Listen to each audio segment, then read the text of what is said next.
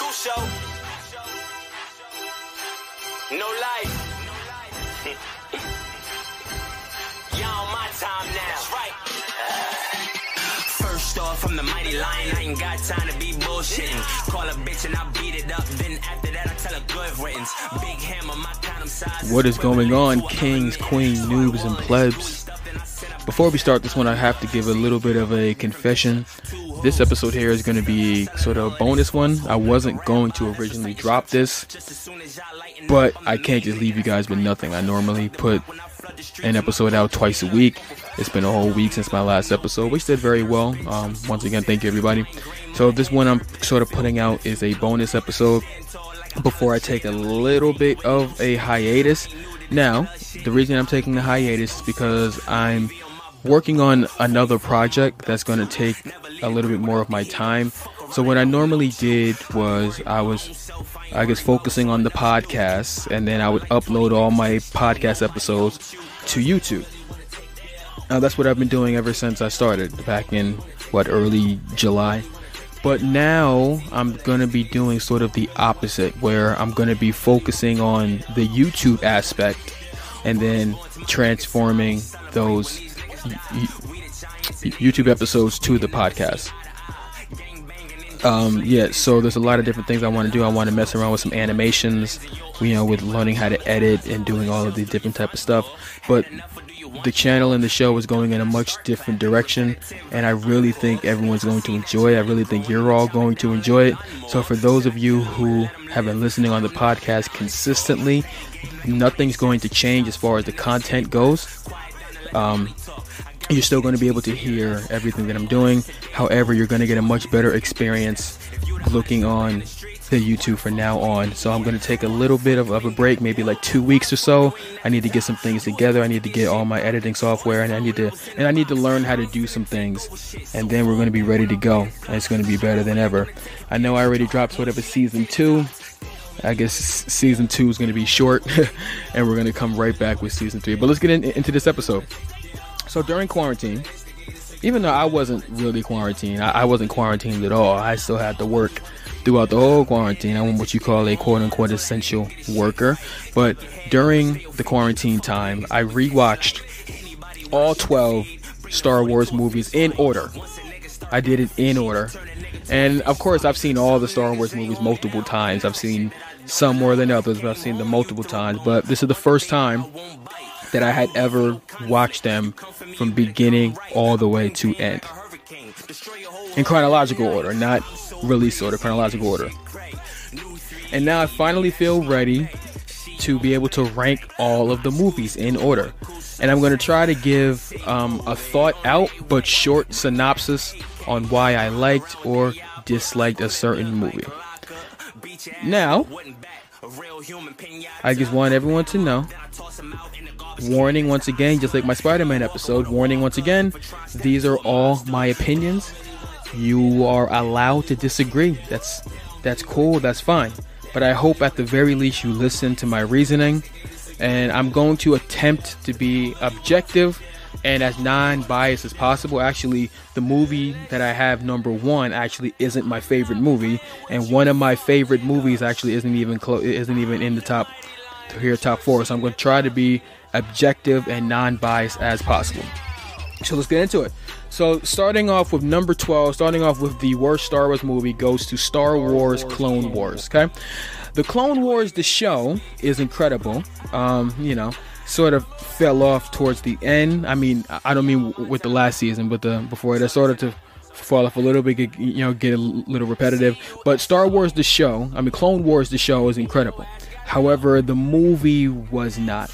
George Lucas even admitted that it wasn't even supposed to be a movie. What they did was they took a bunch of scenes from the show and put them together. And really, it wasn't even the best parts of the show, mind you. I like Ahsoka, and I'm glad that Anakin finally got a chance to shine without Obi-Wan, because in the movies, all he did was just, play second fiddle to Obi-Wan. So I'm glad that Anakin finally had his shine. And of course, everyone likes Ahsoka, but that wasn't enough to make this movie watchable for a second time. There's no reason to watch this movie for a second time. Number 11, The Last Jedi. Now, while Adam Driver acted his ass off, and I couldn't take my eyes off the screen every single time Kylo Ren was on, he couldn't save it. Rian Johnson really screwed the pooch with this one. First off, killing Snoke was a terrible idea. Terrible idea. Now, while I actually do like Kylo Ren's character, he's not the kind of character who can solo villain a movie. Especially not a Star Wars movie, or at least he wasn't written well enough to be able to do that. You know what I'm saying? No other Star Wars has had just one villain. And I don't get why he went in that direction now. Now, I liked Snoke as the main villain, and we didn't get to know anything about him before he was killed off in like the most anticlimactic way ever. Luke's character in this movie really annoyed me. Him not wanting to train Rey, that's one thing. But the fact that she was sent by his sister and he didn't even seem like he cared about her dire situation, making him an even more unlikable character. Basically, he said, Leia and Chewie are in danger. They're about to die. Lol, whatever. This movie completely tarnishes the reputation of Luke Skywalker, in my opinion. Finn and Rey were even cringier and rushed than Padme and Anakin. And this movie just had so many unnecessary scenes. That whole Codebreaker infiltration scene had zero bearings on the plot. The Rey mirror snap scene was the biggest like WTF moment I've ever seen in a movie.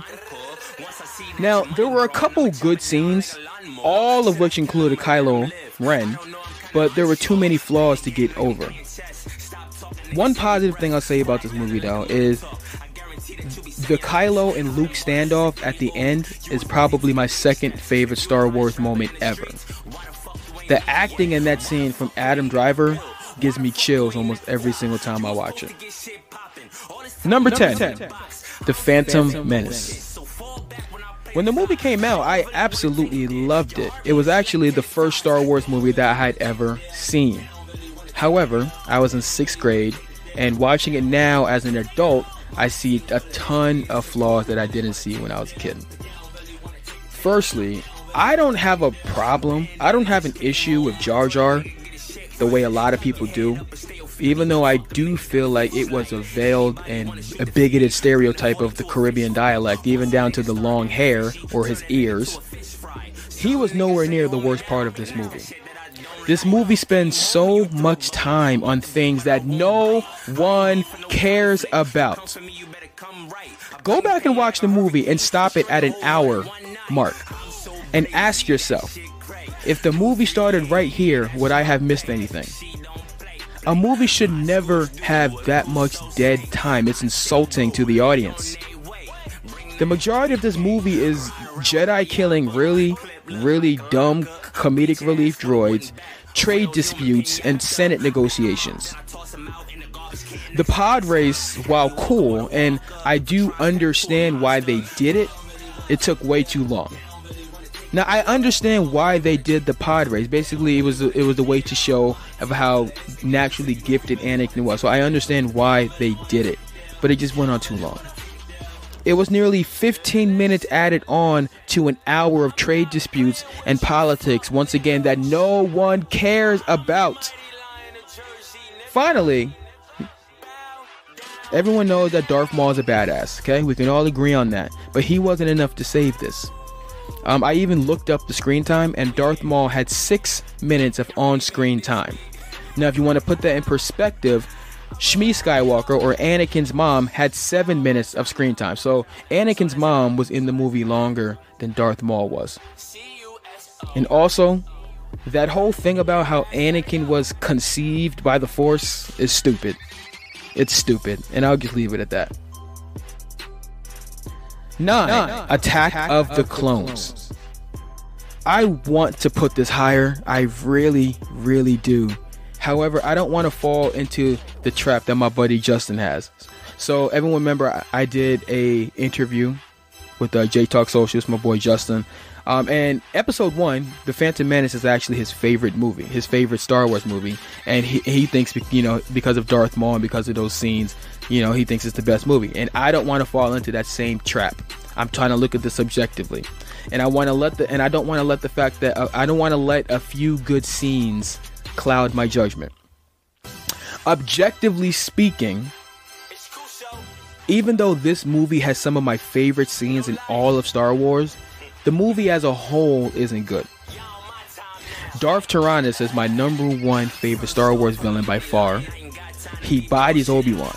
He bodies Anakin, and then goes on to hold his own against Yoda, back to back. Beast. Anyway, like Maul in episode 1, Tyrannus isn't on screen enough to save this movie. And you don't even see him until an hour and 15 minutes into the movie. I really liked the introduction of the clones on Kamino, and the scene where Yoda and the clones came to Geonosis and saved the Jedi. That's in my top 3 of favorite Star Wars moments ever. However, you can't get around Anakin and Padme. Their quote-unquote romance and how they interact with each other is cringy, and it's unbelievable to almost a laughable degree. Getting over the fact that he was a child when they met and she was an older teen at minimum, it adds a sickening dimension that is impossible to get past. I don't understand why Anakin had to fall in love with Padme. Like, why the hell is Padme so important? He could have fallen in love with literally any woman in the entire galaxy, and the result of Star Wars would have been the same. Now, at first, I thought that the reason why he had to marry Padme and have children with Padme is because Leia, when you first are introduced to Leia, she's introduced as Princess Leia. And and Padme, or she at that time, she was Queen Amidala. So she's a queen, she had a baby, she's a daughter. She has a daughter as a princess. That makes all the sense in the world. But Padme wasn't queen anymore when Leia was born. So I'll say it again. Why is Padme so important? But honestly, if it wasn't for the Anakin Padme thing, this movie would actually be in my top half. But that's a really big if. And that's a shame, because I actually like this movie. I actually like and enjoy this movie. Number 8, Solo. I don't have much to say about Solo. It was okay. It had a lot of really good parts, and it was a fun adventure. Honestly, if it wasn't for the fact that it was a Star Wars movie, I would have liked it more. The problem with this movie is that it was unnecessary. I feel like this would have been much more successful if it had been like a series on Disney Plus, talking about all the adventures that he had until A New Hope. But the fact that this was a movie, it made it unremarkable. Obviously, I still like it more than other Star Wars movies, but if this movie didn't exist, I wouldn't really care. It's not a bad movie, once again. It's just no one asked for this movie, but it's still a pretty good movie. Number 7, Rise of Skywalker. I understand that J.J. Abrams was given a complete shit show to fix. And that being said, he did a great job with what was given to him. I don't like how safe he kept it, though. I know that Star Wars is renowned for plot conveniences, but it was glaring in this movie. You can tell that the screenwriter was in control of this movie, rather than the story being in control of the movie.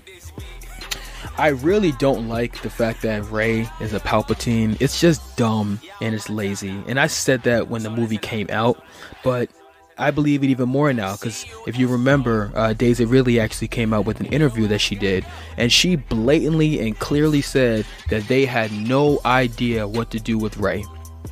So they just made her a Palpatine because fan service. And if you listen to my Naruto episode, you know how I feel about fan service, but it was just so dumb.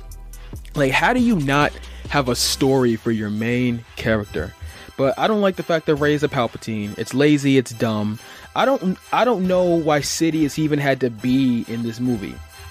Once again, they should have kept Snoke alive.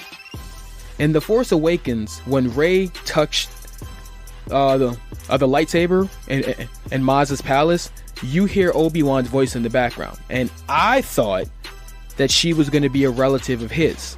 To me, that would have been so much of a better story. It's just like the dichotomy of Obi-Wan training Luke, and then Luke training Obi-Wan's relative.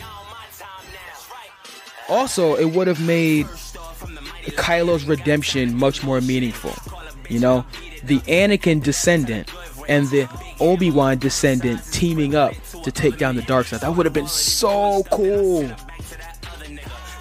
The way they wrote this movie was too safe, and it lacked conflict. Rey being so young in the Force, she should have struggled more with the good and the evil.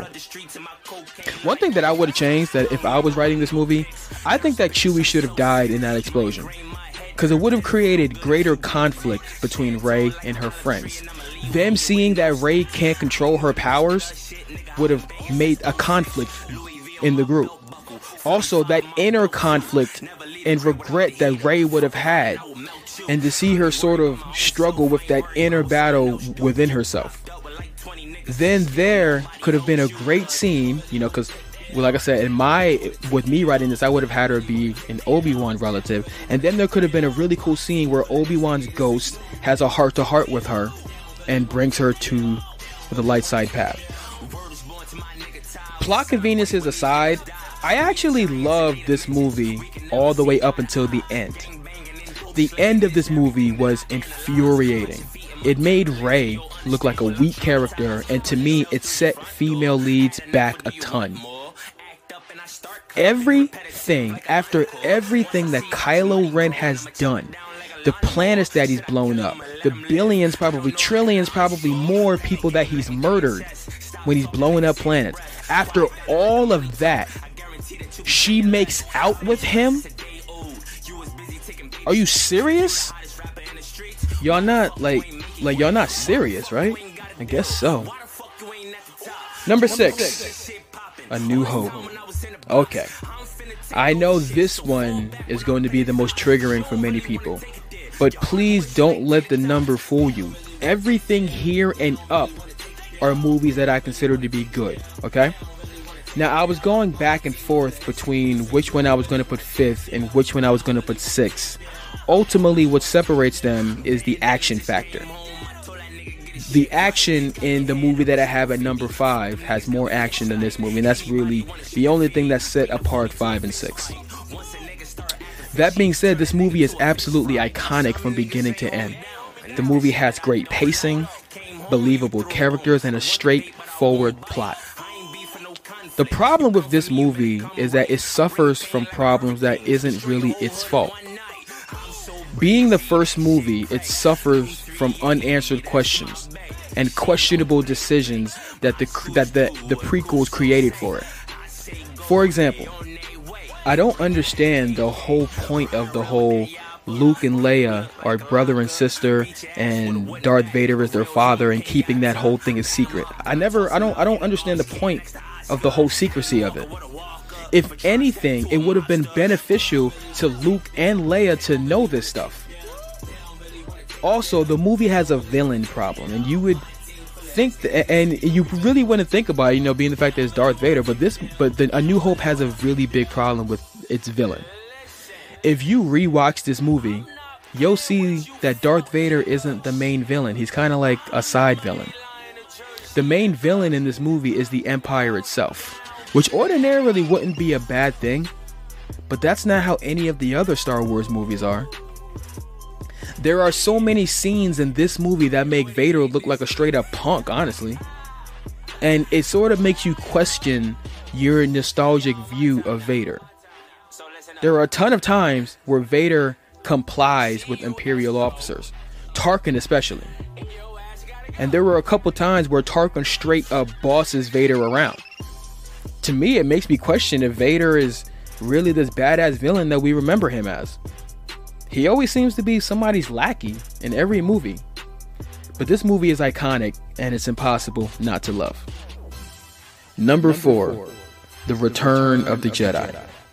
Now, as I was making the rough draft of this list, I actually had this at number 4. But I rewatched it and had some more time to think about it. One thing I realized about this movie is that it actually has really slow pacing. If you take out the Han rescue in Jabba's palace and the Ewok scenes, there's really not a lot going on in this movie. One small thing that annoys me about this movie is when the Emperor kept telling Luke that killing him would bring him to the dark side. Like, why and how? How the hell is killing the Emperor and Darth Vader, who have murdered millions of people, including the destruction of the Jedi Order, how does that make you a bad person if you kill them? Other than that, I really don't have a lot to complain about this movie. It's great. I think the space battle in this movie is the best in the whole franchise. I liked watching Luke fight Vader with anger and seeing him always trying to calm himself down. Make sure you go back and watch A Last Jedi, and every time Luke and Vader fight, like, you can see Luke sort of getting mad and then him having to calm himself down. You don't normally see that inner conflict in Jedi in other Star Wars movies, so it was really cool to see that inner conflict, and that's what I wanted with Rey. I wanted to see her being so young in the Force. I wanted to see her struggle with the good and the bad, especially with her past. One other complaint, and this is just a personal thing with me, and I know I said I was going to try to keep this objective, but one more complaint I have about this movie. Anyone who knows me, you know that I'm not the biggest fan of Luke Skywalker, and this movie is why. I don't like how cocky he acts in this. Like, he got a new lightsaber, and now he's walking around acting like he's the Jedi Master. Bro, relax, you're still a Padawan. Anakin, the most powerful Jedi of all time, after 10 years of training, was still considered a Padawan. So who are you, bro? I don't know, maybe those biases and against Luke is why I placed this movie here, but it's my list, so what you gonna do? Number 4, Revenge of the Sith. Overall, this is probably my second favorite Star Wars movie, and it is the one that I've watched the most by far. I've seen this movie more than any other Star Wars movie. But much like A New Hope, this movie suffers from problems that aren't really the movie's fault. I remember watching this movie on midnight at a showing with my boy Justin once again. We saw this movie at midnight in 2005. I remember telling him before the movie even started that this movie either has to be 4 hours long or they're going to have to do an episode 3 part 1 and episode 3 part 2. Because between the ending of episode 2 and the beginning of episode 4, there was way too much that had to be answered. And you can tell that from the pacing of this movie and how rushed it was. Once again, if I was writing it, part 1 should have been about the ending of the Clone Wars and the seduction of Anakin. And part 2 should have been about Vader's birth, or the rebirth of Vader and the creation of the Empire. That's how they should have spaced these out. And you would have made more money having a part 1 and part 2. I mean, look at Harry Potter. Anakin's fall to the dark side, it was insulting. It was insulting. You are really trying to tell me that the most powerful Jedi ever born, a man who has spent the majority of his life around Jedi, over a decade of training, was so weak-minded that persuasive words and the death of Padme would cause him to kill children and hate his master, whom he saw as a father? However, Luke, who had 1 year, if that, of training, was able to not be tempted by the dark side at all. Nah, I don't buy it, bro. However, to me, that's the only bad thing I could say about this movie. I like Grievous. I do like Grievous as a villain. Like, I think he's cool and all, but he was unnecessary. They should have just kept Dooku, but they killed Dooku off in the beginning of the movie. Like, they should have just kept it. He was so wasted. And I know that the Clone Wars series, like, it fleshes out a lot of Dooku, but he was so wasted in these movies. I absolutely loved seeing him body Obi-Wan for a second time. You're gonna notice a theme with my top 4 favorite movies.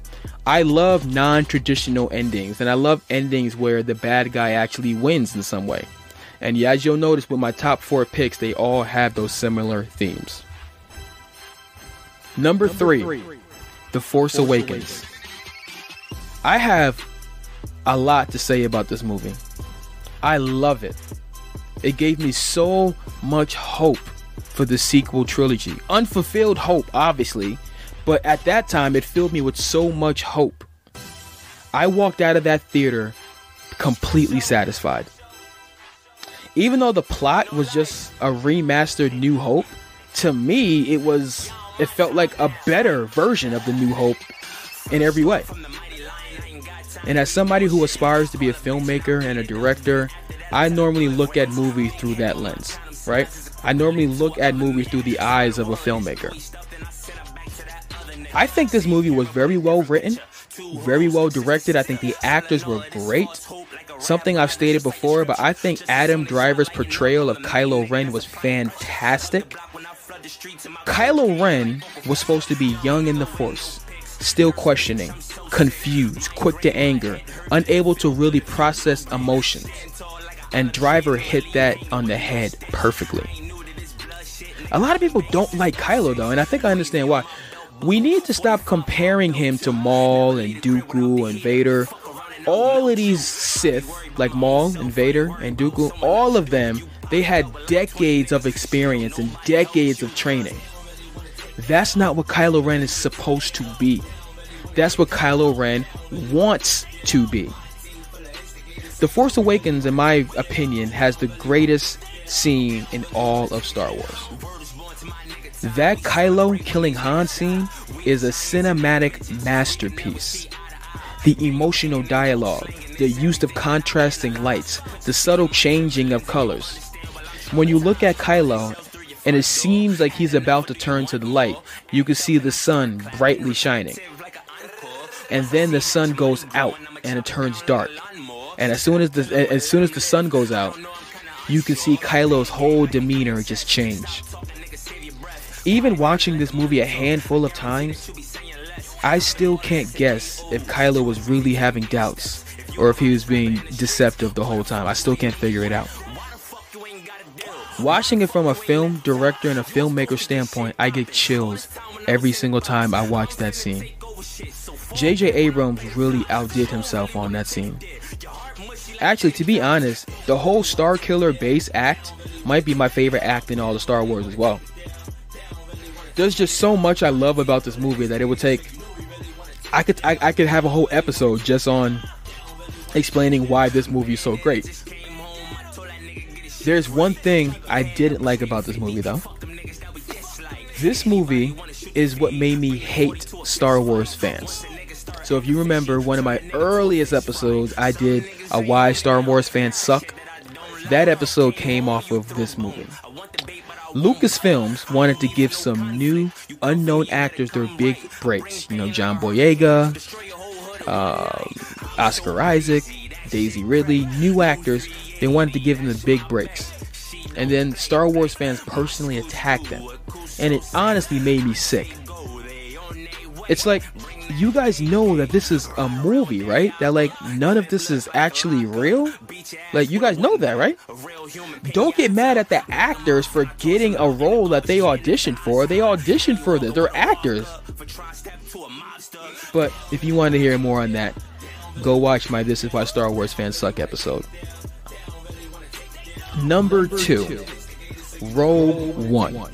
Now, as I said, I'm trying to be objective with these, because Rogue One, by far, not even close. Rogue One is my favorite Star Wars movie, and it's not even close, as I said.